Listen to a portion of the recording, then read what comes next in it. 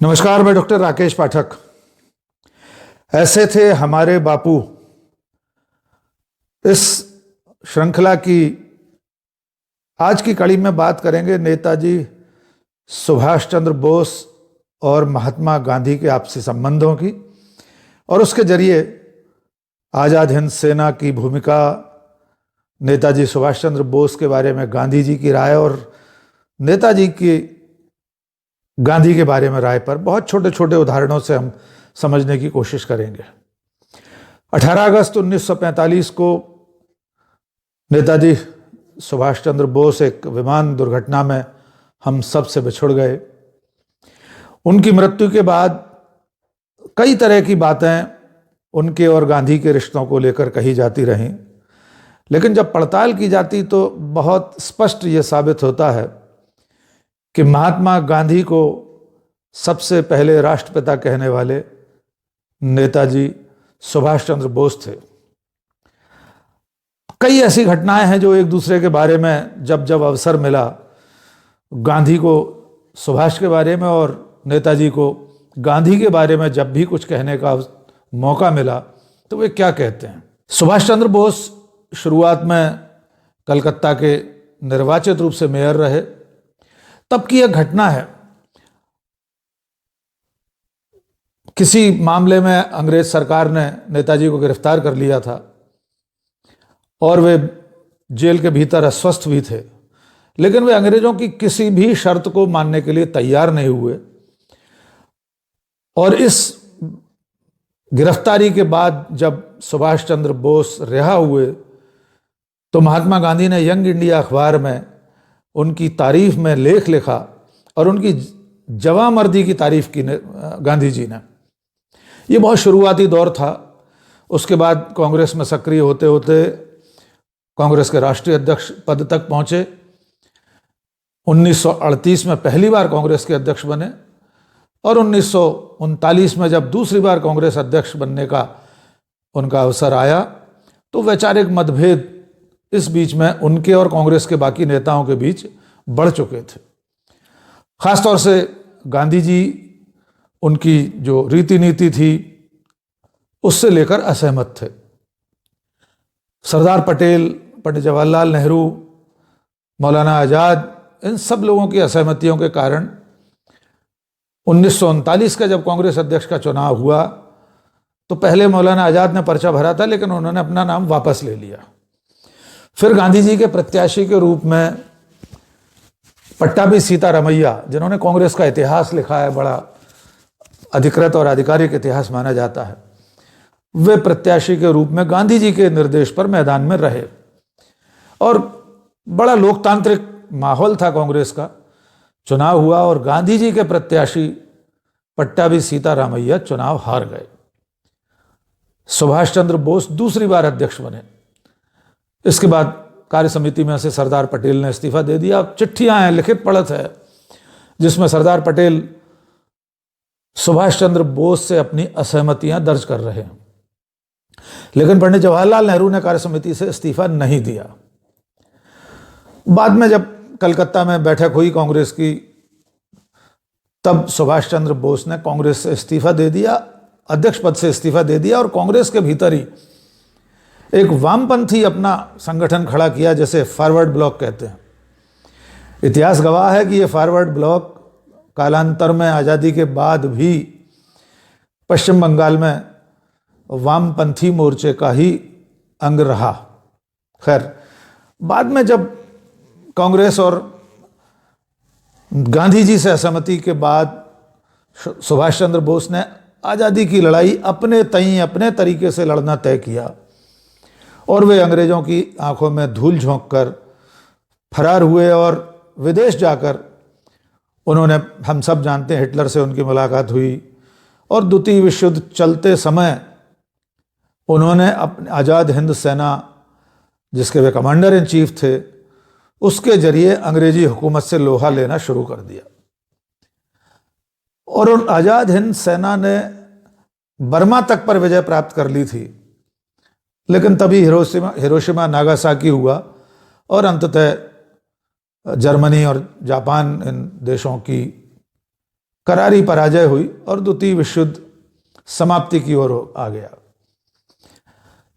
इस बीच में नेताजी सुभाष चंद्र बोस महात्मा गांधी के बारे में क्या कहते हैं, इसके दो बहुत महत्वपूर्ण दृष्टांत हैं। एक बार उन्होंने 2 अक्टूबर 1943 को बैंकॉक रेडियो से अपने संदेश में काफ़ी सारी बातें कही थी। उसमें बहुत खास बात थी, उन्होंने कहा कि मन की ऐसी शून्यता में महात्मा गांधी का उदय हुआ। अगर 1920 में गांधी जी आगे नहीं आते तो भारत शायद आज भी उसी असहाय स्थिति में होता। उन्होंने यह भी कहा कि महात्मा गांधी ने अपने जीवन में जो कुछ किया, जो जितना काम कर दिया, एक जीवन में इतना करना असंभव सा प्रतीत होता है।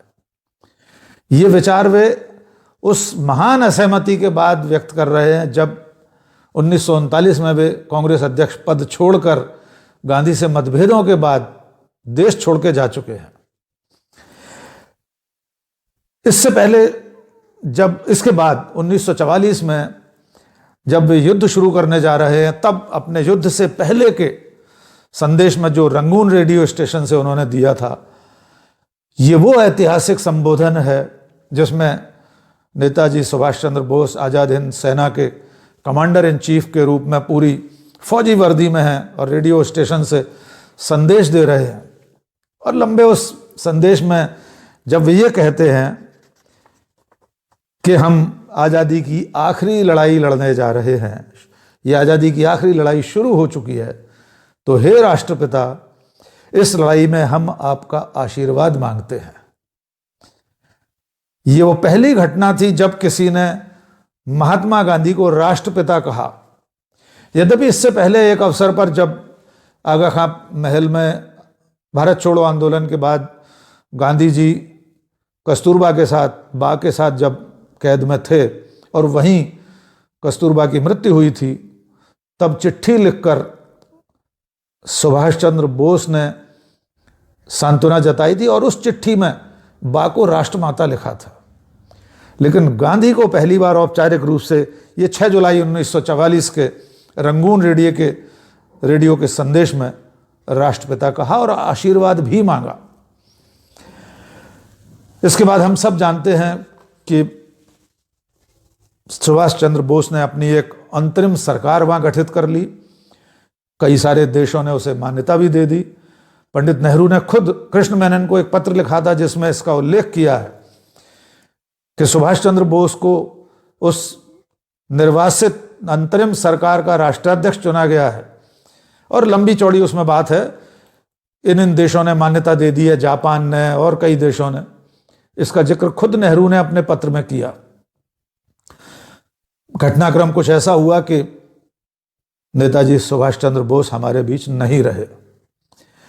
उसके बाद एक घटना और शुरू होती है जिससे यह साबित होता है कि उनके प्रति कांग्रेस के नेताओं का, उस वक्त के भारतीय राष्ट्रीय कांग्रेस के नेताओं का क्या रुझान था। आज़ाद हिंद सेना के तमाम सेनानियों को अंग्रेजी सरकार ने गिरफ्तार कर लिया, जिसमें कर्नल गुरबख्श सिंह ढिल्लन, शाहनवाज खान और कर्नल सहगल जैसे लोग थे। जब ये भारत लाए गए तो इन पर मुकदमा शुरू हुआ, जैसे हम सब जानते हैं लाल किला ट्रायल के रूप में।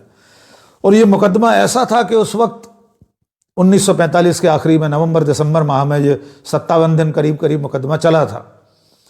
इसको लेकर उस वक्त पूरे देश में राष्ट्रवाद की लहर उठी हुई थी। लाल किले से आई आवाज, ढिल्लन, सहगल, शाहनवाज, इस तरह के नारे लगते थे।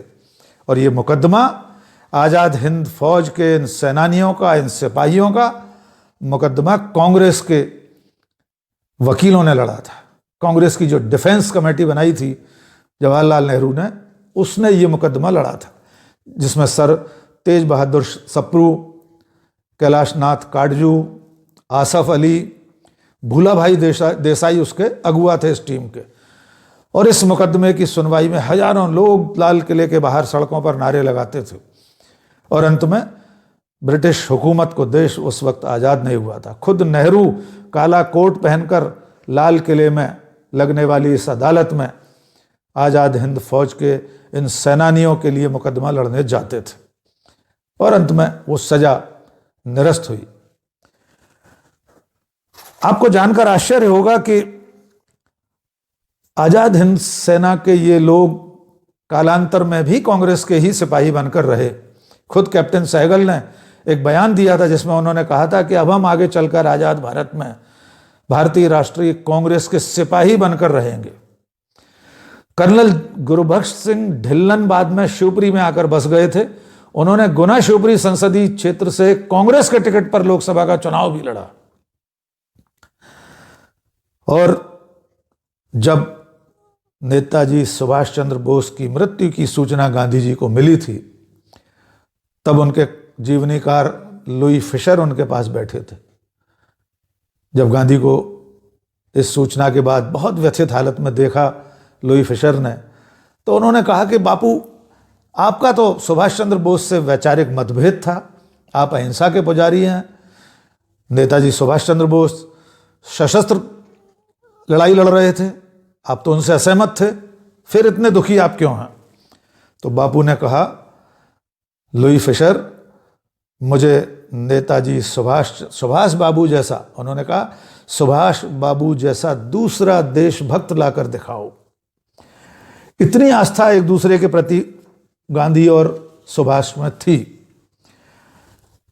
वैचारिक मतभेद उनके कांग्रेस में रहते हुए इसमें जरा भी असहमति नहीं है, यह सिद्ध तथ्य है, प्रामाणिक तथ्य है।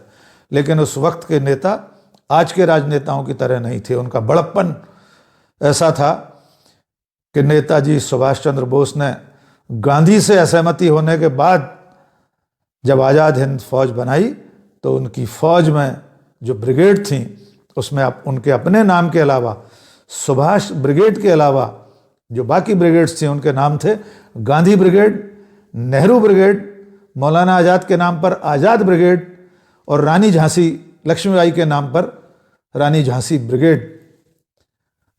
ये बड़प्पन उन दोनों के रिश्ते में था।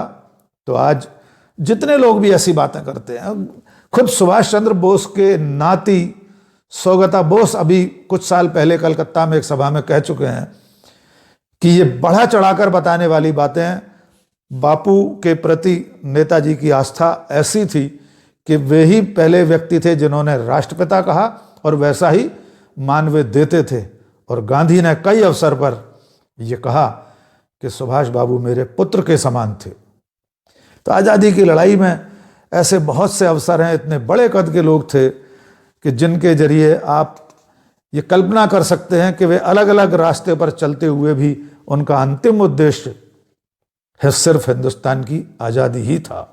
उन दोनों की स्मृति को प्रणाम करता हूँ। आज बस इतना ही। जय हिंद, जय भारत।